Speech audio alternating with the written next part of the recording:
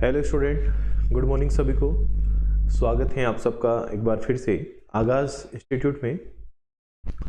मध्य प्रदेश के इतिहास के अंतर्गत आज हम बात करेंगे शक वंश तथा कुषाण वंश की। तो आइए करते हैं हम शुरुआत। सबसे पहले हम देखेंगे शक वंश। मध्य प्रदेश में शक वंश से संबंधित क्या क्या एविडेंस हमें मिले, शकों का क्या प्रभाव था मध्य प्रदेश में, और यहाँ से क्या क्या प्रश्न एग्जाम में हो सकते हैं, वो सब हम आज की इस क्लास में जानेंगे। तो देखो स्टूडेंट, अगर हम शक वंश की बात करें तो शक वंश, जिसे सिथियन के नाम से भी जाना जाता है, इसने प्राचीन भारत के उत्तर पश्चिमी क्षेत्रों में शासन किया था। जो भारत का उत्तर पश्चिमी क्षेत्र है, मालवा वाला, गुजरात वाला है ना, ये वाला जो एरिया है, इस क्षेत्र में इन्होंने शासन किया था। शक वंश के लोग मध्य एशिया से आए थे। आप यूं बोल सकते हो कि ये ईरान से आए थे, है ना। ईरान से इनका संबंध बताया जाता है शक वंश का। शकों ने दूसरी शताब्दी ईसा पूर्व से चौथी शताब्दी ईस्वी तक वर्तमान जो अफगानिस्तान है, पाकिस्तान है और उत्तर पश्चिमी भारत जो है, उसके कुछ हिस्सों में शासन किया। मतलब लगभग 600 सालों का इनका शासन पीरियड रहा, जिसमें इन्होंने वर्तमान अफगानिस्तान, पाकिस्तान और भारत का जो उत्तर पश्चिमी हिस्सा है, गुजरात, राजस्थान वाला, पंजाब वाला, ये जो उत्तर पश्चिमी हिस्सा है, इस उत्तर पश्चिमी हिस्से में इन्होंने शासन किया, है ना। शक 5 विशिष्ट शाखाओं में बटे हुए थे। जो शक थे वो भारत में 5 अलग अलग शाखाओं में बटे थे, जिनमें पश्चिमी भारत में जो शक प्रतिष्ठित हुए उन्हें शहरात वंश के शक कहते हैं। हम यूं बोल सकते हैं कि भैया जो मध्य प्रदेश में या पश्चिमी भारत में जो शक स्थापित हुए, जो शकों की सत्ता स्थापित हुई, उन्हें हम शहरात वंश के शक कहते हैं। ठीक है, तो हम शहरात वंश के शकों से ही शुरुआत करते हैं, क्योंकि इनका संबंध है मध्य प्रदेश से।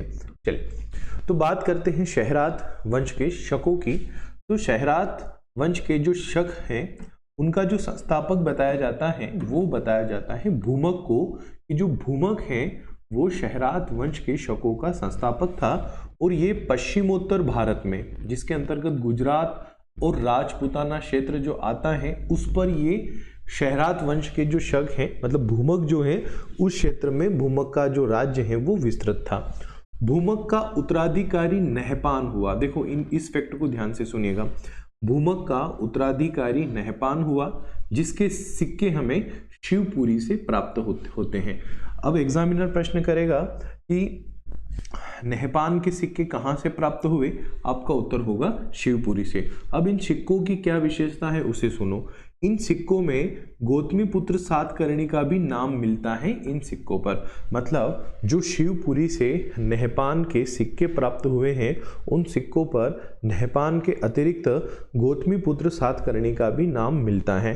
तो इतिहासकारों का ये मत है कि गौतमीपुत्र सातकर्णी की अधीनता स्वीकार कर ली थी नहपान ने, इसी कारण इन दोनों के नाम जो हैं वो सिक्कों पर साथ साथ देखने को मिलते हैं। नासिक अभिलेख से ज्ञात होता है कि नहपान का मालवा पर अधिकार था। नासिक अभिलेख में नहपान की कुछ विजयों का उल्लेख है, जिसमें नहपान की मालवा विजय का भी उल्लेख है कि भाई मालवा पर जो है उसका अधिकार था। पेरिपल्स जो है, इसके अनुसार नहपान की राजधानी मिन्न नगर थी, है ना। जो नहपान है, इसकी राजधानी मिन्न नगर थी। अब एक इतिहासकार हैं भंडारकर, इन्होंने इस नगर की पहचान आधुनिक मंदसौर से की है। जो वर्तमान का मध्य प्रदेश का जिला है, मध्य प्रदेश का जो शहर है मंदसौर, तो उस मंदसौर से इस मिन्न नगर की पहचान की है प्रोफेसर भंडारकर ने। इनका मत है कि पेरिपल्स में जो नहपान की राजधानी मिन्न नगर को बताया गया है, ये मिन्न नगर जो है ये वर्तमान का मंदसौर है। ठीक है, तो ये भी आपको याद रखना है कि नहपान की राजधानी मिन्न नगर थी, जिसे इतिहासकार मंदसौर के रूप में पहचानते हैं। ठीक है, और नासिक अभिलेख से पता चलता है कि नहपान का मालवा पर अधिकार था, और नहपान के सिक्के हमें मिलते हैं शिवपुरी पर, और उन सिक्कों की क्या विशेषता थी वो भी मैंने आपको बताया। ठीक है, तो ये शहरात वंश के शकों के विषय में कुछ फैक्ट हुए। अब देखो, चेरा वंश के पश्चात शकों की एक नई शाखा का उद्भव हुआ और वो थी कारदामक वंश के शक। अभी जो हमने देखा वो थी शहरात वंश के शक। शहरात वंश के शकों के पश्चात एक शकों की नई शाखा का उद्भव हुआ और वह नई शाखा थी कारदामक वंश, है ना। तो कारदामक वंश के शक, इस शकों की इस शाखा का जो संस्थापक था वो संस्थापक था चष्टन, है ना, चष्टन।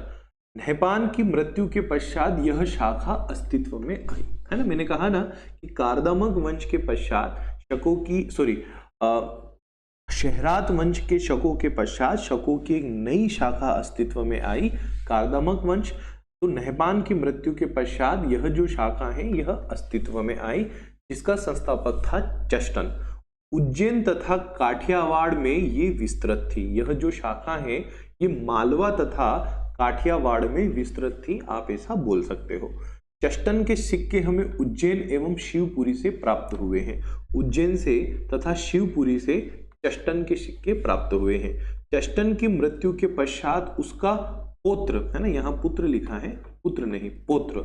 चष्टन की मृत्यु के पश्चात उसका पोता रुद्रदामन जो है वो शासक बनता है। चष्टन की मृत्यु होती है, चष्टन की मृत्यु के पश्चात उसका जो पौत्र है रुद्रदामन, है ना, जो कि जयदामन का बेटा था। जयदामन चष्टन का बेटा था, जयदामन नहीं, रुद्रदामन जो है वो शासक बनता है। रुद्रदामन ने उज्जैन को अपनी राजधानी बनाया। अब ये फैक्ट अभी कोई कृषि विभाग की एग्जाम हुई थी 2-3 साल पहले, है ना, शायद ग्राम सेवक की इस टाइप की कोई परीक्षा हुई थी, उसमें यह प्रश्न आ चुका है कि रुद्रदामन की राजधानी मध्य प्रदेश का कौन सा शहर था, या रुद्रदामन ने किस शहर को अपनी राजधानी बनाया था। तो रुद्रदामन की जो राजधानी थी वह थी उज्जैन, है ना। रुद्रदामन ने उज्जैन को राजधानी बनाया था, ठीक है। जूनागढ़ अभिलेख के अनुसार रुद्रदामन ने वशिष्ठ पुत्र पुलवामी को हराकर साम्राज्य का विस्तार किया था। देखो, जूनागढ़ अभिलेख में लिखा है कि भाई जो दक्षिणी सातकर्णी था उस दक्षिणी सातकर्णी को युद्ध में हराया था किसने?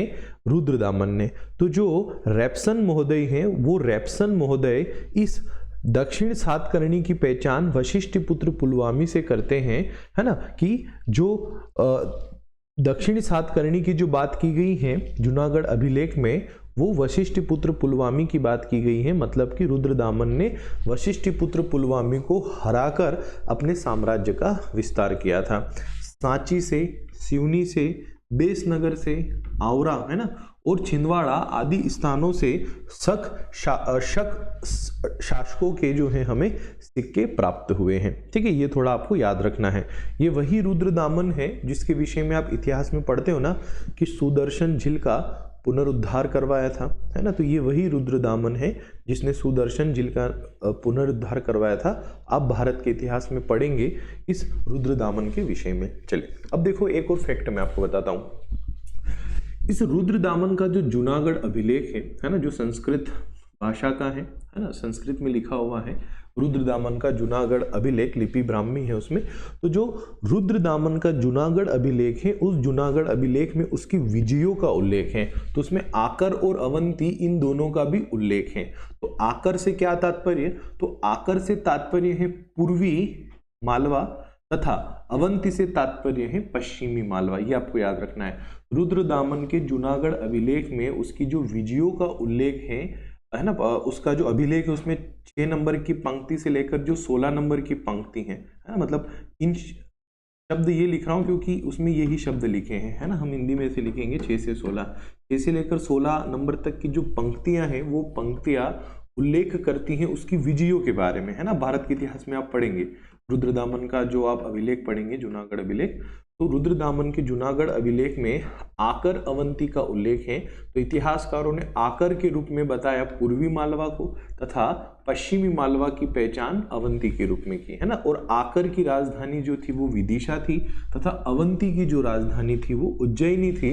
और इन दोनों पर अधिकार या कब्जा था किसका? रुद्रदामन का। आकर अवंती एग्जामिनर पूछेगी भाई आकर अवंती का क्या मतलब होता है ना। अगर परीक्षक आपसे प्रश्न कर ले परीक्षा में कि आकर अवंती से क्या तात्पर्य है, तो आकर से तात्पर्य पूर्वी मालवा, पूर्वी मालवा, और अवंती से तात्पर्य पश्चिमी मालवा। आकर की जो राजधानी थी वो विदिशा थी तथा अवंती की जो राजधानी थी वो उज्जैनी थी। ये आपको याद रखना है, इस प्रकार के प्रश्न एग्जामिनर पूछ सकता है, आपसे भी पूछे जा सकते हैं। ठीक है स्टूडेंट, तो शकों की एक शाखा जो है वो उज्जैन में अस्तित्व में थी। शकों की एक शाखा का उज्जैन में अस्तित्व था, है ना। कारदामक वंश के वो शक थे।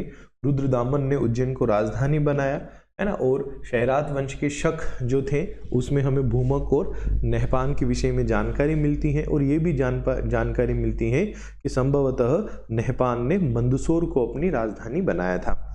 उज्जैन से हमें महूदास एवं सोम नामधारी कुछ सिक्के भी प्राप्त हुए हैं, है ना। उज्जैन से महूदास और सोम नामधारी कुछ सिक्के भी मिले हैं। तो महूदास और सोम नाम के कुछ सिक्के मिले हैं, तो इतिहासकार इन दोनों को भी शक वंश का ही बताते हैं कि ये जो दोनों शासक थे ये शक वंश के ही थे, है ना। तो उज्जैन से जो महूदास और सोम नाम के जो सिक्के मिलते हैं वो संभवतः शक वंश के ही किसी इन्हीं शासकों के थे। ठीक है, तो ये शक वंश हमारा कंप्लीट हुआ। अब हम बात करेंगे कुषाण वंश की। भारत में एक और वंश है ना, बड़ा महत्वपूर्ण वंश है कुषाण वंश। महत्वपूर्ण इसलिए भी है क्योंकि इन्होंने एक संवत चलाया था, है ना। उस संवत के विषय में आपको जानकारी होगी, भारत के इतिहास में आप उस संवत के विषय में पढ़ेंगे, जिस संवत को कहा जाता है शक संवत, है ना। सुना है ना शक संवत के बारे में। कनिष्क ने जिसे शुरू किया था 78 ईस्वी में, है ना, जिसे शालिवाहन संवत भी हम कहते हैं। शक संवत को भारत सरकार ने 1957 में इस शक संवत को अपनाया था, है ना, 1957 में। आज भारत सरकार का जो संवत है, भारत सरकार में जो भी संवत के अनुसार जो काम होते हैं तो उसमें शक संवत ही जो है वो फॉलो किया जाता है। भारत के इतिहास में आप पढ़ेंगे, अभी हम मध्य प्रदेश का इतिहास पढ़ रहे हैं तो हम सिर्फ और सिर्फ मध्य प्रदेश के ही संदर्भ में बात करेंगे। तो कुषाण वंश संस्थापक इसका था कुजुल कड़फिसेस। ठीक, अब देखो सांची के अभिलेख के अनुसार हुविस्क जो एक शासक था कुषाण वंश का, तो इस हुविस्क के शासन काल में दुहिता मधुकरी ने एक बौद्ध प्रतिमा का निर्माण करवाया था जो कि गांधार शैली में निर्मित थी तथा जबलपुर के भेड़ाघाट से ये मूर्ति प्राप्त हुई है ना। मतलब सांची में एक अभिलेख है, जिस अभिलेख में लिखा है कि भाई हुविस्क काल में एक दुहिता मधुकरी ने यहाँ पर एक बौद्ध प्रतिमा का निर्माण करवाया था। वो प्रतिमा वहां नहीं मिली, वो प्रतिमा हमें जबलपुर के भेड़ाघाट से प्राप्त हुई है। अब उसके पीछे का कारण भी आप जानते हैं, आक्रमण होते थे। राजा जब किसी मंदिर पर या कहीं पर भी ऐसे स्थल पर आक्रमण करता था, अगर कोई आक्रमणकारी, तो वहाँ से उसको जो भी अच्छी अच्छी वस्तुएं दिखती थी उनको उठाकर अपने साथ लेकर चला जाता था। तो बौद्ध की प्रतिमा दिखी होगी, उठाकर लेकर चले गए कहाँ पर, त्रिपुरी अर्थात की जबलपुर, है ना। और वो वहीं पर भेड़ाघाट में हमें प्राप्त हुई। विम कड़फिसेस का एक सिक्का, है ना। विम कड़फिसेस नामक एक कुषाण वंश का शासक था जिसका एक सिक्का हमें विदिशा से, कनिष्क द्वितीय का सिक्का हरदा से तथा हुविस्क के सिक्के हमें हरदा और शहडोल से तथा वासुदेव प्रथम के सिक्के हमें जबलपुर के तेवर से प्राप्त हुए हैं, है ना। ये सिक्कों वाले प्रश्न भी एग्जामिनर बहुत परीक्षा में पूछ लेता है कि भाई किसका सिक्का कहाँ से मिला। ठीक है, शहडोल से कुषाण शासकों के 757 सिक्के मिले हैं। मतलब कुषाण शासकों के सबसे ज्यादा सिक्के हमें शहडोल से प्राप्त हुए हैं, जिनमें 324 सिक्के जो हैं वो कनिष्क के हैं तथा 44 सिक्के जो हैं वो विम कड़फिसेस के हैं। वाशिष्क का एक अभिलेख सांची से प्राप्त हुआ है जिस पर 106 ईस्वी अंकित है।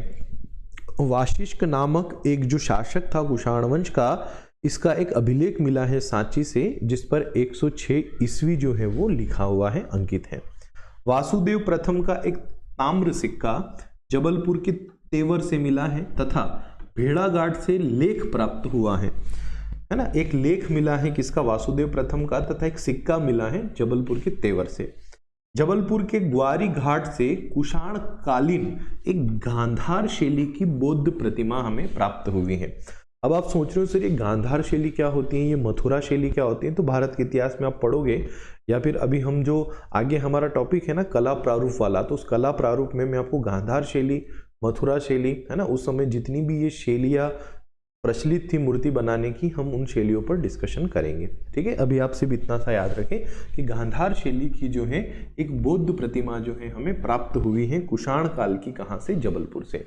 तो एग्जामिनर अगर आपसे प्रश्न कर ले, क्या प्रश्न करें कि कुषाण कालीन गांधार शैली में बनी बौद्ध प्रतिमा मध्य प्रदेश में कहाँ से प्राप्त हुई है? जबलपुर, भोपाल, शहडोल, उज्जैन। तो कहाँ से प्राप्त हुई है? जबलपुर से, है ना। इस प्रकार के प्रश्न एग्जामिनर पूछेगा। साथ ही साथ पूछा जा सकता है आपसे कि भाई विम कट फिशेस का सिक्का कहाँ से मिला? विदिशा से मिला।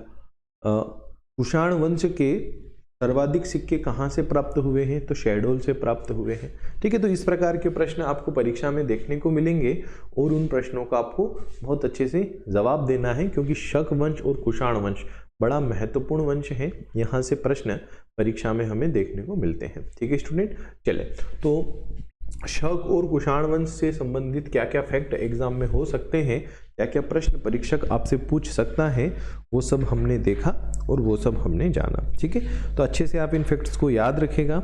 नेक्स्ट क्लास में हम आभीर वंश, मग वंश और नाग वंश की बात करेंगे। इन 3 वंशों को मैं आपको नेक्स्ट क्लास में बताऊंगा, फिर उसके बाद हम सीधे बात करेंगे गुप्त वंश की। ठीक है, तो कोई भी डाउट हो आपको तो मैसेज कीजिएगा। मिलते हैं अगली क्लास में, जहां पर हम आभीर वंश, मग वंश और नाग वंश को पढ़ने वाले हैं।